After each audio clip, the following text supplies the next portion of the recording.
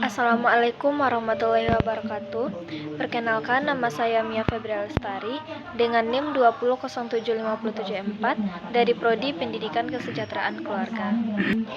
Baiklah, pada video kali ini saya akan menjelaskan materi tentang administrasi kurikulum.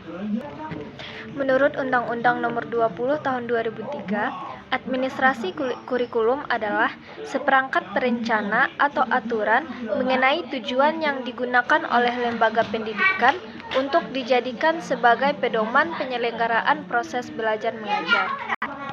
Pengertian administrasi kurikulum dalam arti sempit adalah seperangkat mata-mata pelajaran yang kemudian dipelajari oleh peserta didik dalam kelas. Kurikulum adalah sejumlah eksperimen atau pengalaman belajar yang dimiliki oleh pendidik untuk kemudian ditawarkan, dikembangkan, dan dibagikan bersama. Administrasi kurikulum adalah proses minimal yang 4 planning, organizing, actuating, controlling, proses perencanaan, proses mengorganisasikan proses pelaksanaan, dan kontrol terhadap kurikulum di setiap lembaga satuan pendidikan. Apa saja komponen-komponen dari kurikulum itu adalah: 1. Jelas kurikulumnya. Yang kedua, jelas tujuannya. Yang ketiga, isi atau kontennya jelas. Dan yang keempat adalah metode yang digunakan. Dan yang kelima, evaluasi.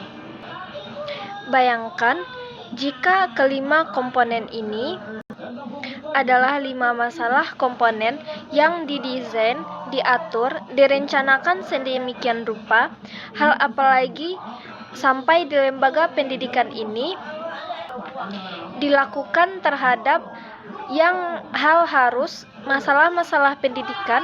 Harusnya tujuan pendidikan itu bisa dicapai dengan standar ruang waktu yang jelas. Administrasi itu minimalnya harus menjalankan fungsi-fungsi manajemen selain organizing, actuating, controlling. Sekarang kita lihat perencanaan atas kurikulum tadi dalam kaitan. Kalau kita lihat komponennya mulai dari kurikulum itu sendiri, tujuan, isi, sampai kepada metode yang digunakan. Perencanaan itu menjabarkan garis istilahnya. Kalau dulu itu menjadi analisis mata pelajaran, apa yang bisa dilakukan dalam konteks itu. Dalam rencana direncanakan sedemikian rupa sehingga apa yang namanya kurikulum sudah layak dilakukan perbaikan pengembangan. Ketika kita menemukan itu, diteliti harus ada dari tim kurikulum di setiap program studi untuk melihat data-data di lapangan tersebut terhadap daya serap anak.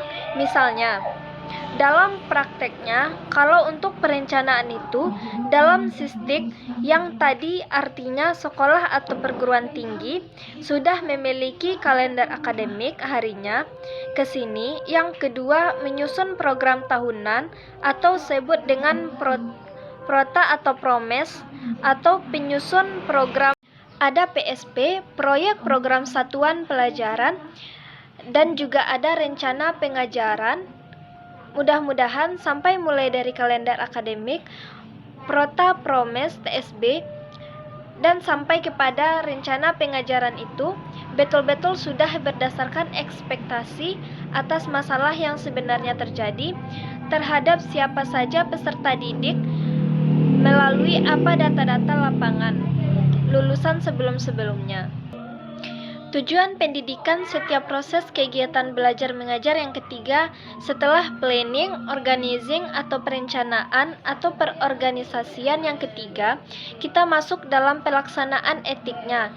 Artinya, ini adalah proses pelaksanaan dari kegiatan belajar mengajar atau PBM tadi di dalam kelas antara guru dengan siswa, karena dosen dengan mahasiswa dalam proses mengimplementasikan kesuburan kurikulum yang sudah direncanakan sedemikian rupa oleh setiap sekolah, bahkan setiap room di program studi dan jurusan kalau di kampus.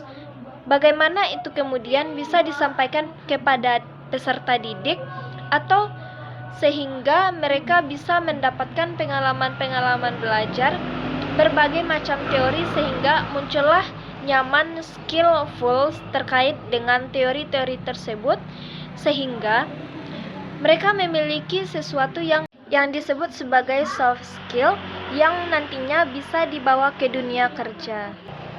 Untuk mencapai tujuan pendidikan, guru dan administrasi kurikulum mempunyai peran penting dalam hal tersebut.